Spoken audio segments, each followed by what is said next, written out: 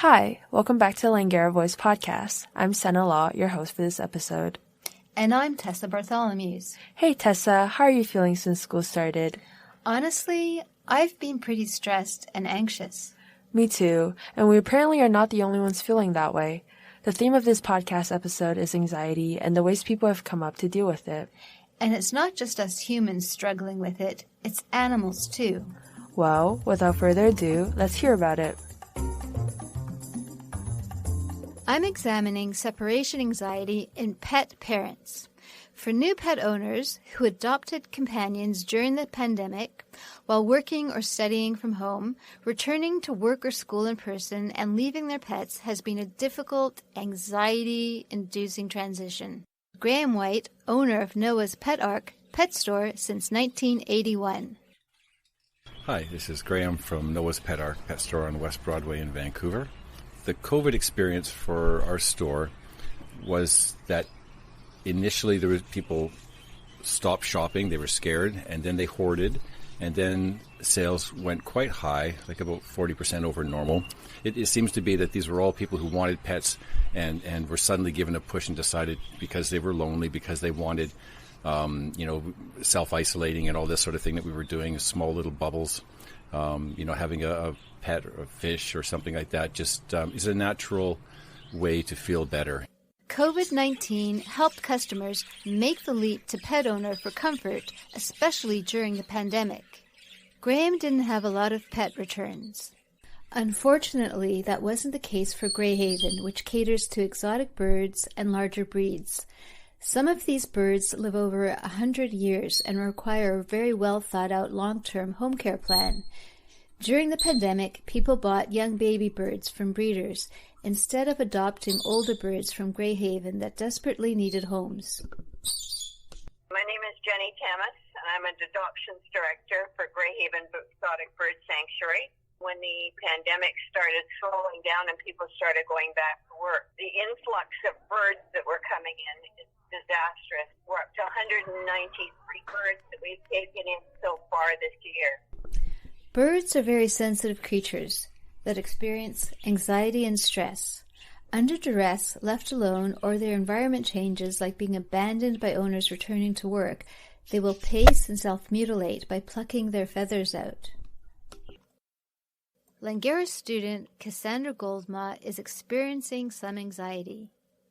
Hi, my name is Cassandra, and I have a pet cat named Misty.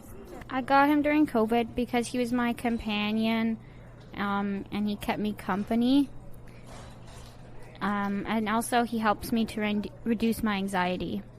I got him when he was a kitten, and now he's 1 year old, and I have a little bit of anxiety leaving him home alone. And it's not just the owners who are dealing with anxiety.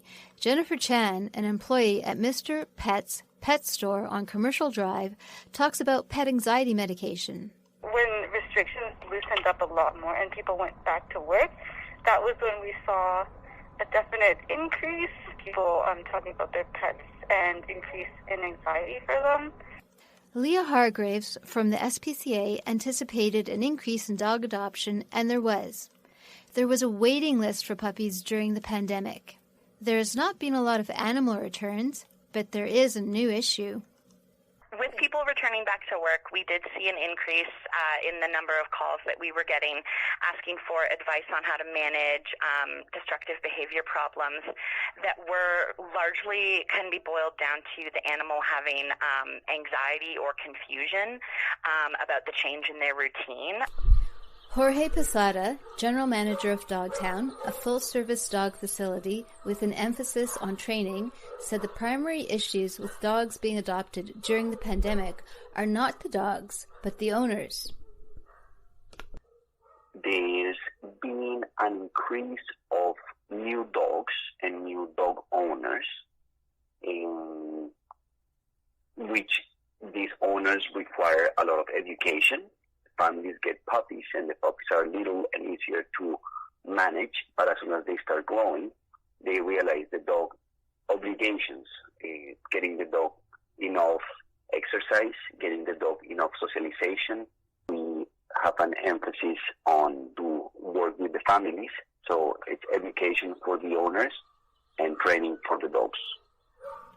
Jorge recommends socializing your dog on a regular basis will help make your dog a healthier family member. Next time your pet is misbehaving, maybe they just miss you and need some extra attention. Now that we've talked about some ways to help your pets with their anxiety, let's see what students are doing to help with their own stress, and the way they deal with it might be more unconventional than you think. Autonomous sensory meridian response, more commonly known as ASMR, is described as a tingly sensation that typically begins on the scalp and moves down to the back of the neck and upper spine. ASMR videos have taken over the internet by storm in recent years. These videos that feature whispering, tapping, role-playing, intelligible talking, and all sorts of audible displays have gained vast popularity on YouTube. New York Times reported that in 2020, over 200 ASMR-related videos are uploaded to the platform every day. So what exactly is ASMR, and why do so many people turn to these unusual videos for comfort? Vancouver ASMR content creator John Egan is one of many people who've made careers amassing a large audience from creating ASMR YouTube videos. His channel, Pure Unintentional ASMR, has over 2,000 subscribers. Egan said he's not unfamiliar with having to explain what ASMR is to other people. Basically, in very simple terms, I explain it as sleep videos to people. That's to help people sleep, calm, lower anxiety, that kind of thing.